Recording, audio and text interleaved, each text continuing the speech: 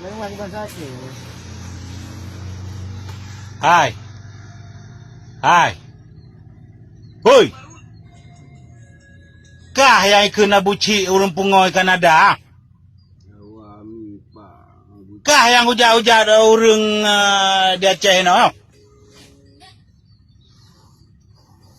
Pekan kah anak pre-pre kah hujat bangsa Aceh le? Putra perleka ronyo. Tokah ronyo. Bawa penengan mau tak ke keluarga aku aco. Nyobehkah kawo keno nanggro. Kawo keno nanggro. Kau bicah tak aku leloi lapangan ni naik ke bangsa Aceh. Begado ka pegar na tetma kinan di Kanada inan kapajo hatra harium dominan kapajo sia-sia buinan tu. Kalinyan kau hujat ulama Aceh, pemimpin Aceh. Putra ka pegar inan di Kanada inan. Pubak pobri atanyan ka kerja pu. Makaji kah mabuk sabi. Kata jut hujat ulama. Menyoboh kawo kena.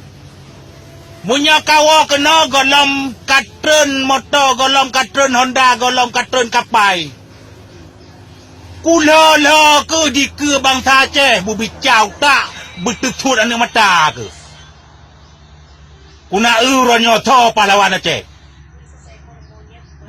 Tetma ke men. Perle viral dro ronyo. Ba YouTube, ba Facebook, ba nyo, ba je.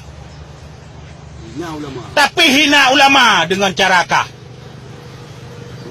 Teman ma ke kapubuknya? Iya ke? Darah ke kujib. Menyokawa kena wace. Merempah mendung ronyo. Kamu tum-tum, kamu gedum-gedum laule. Tiba-tiba kalau video kah? Memang kah? Anak taik mah.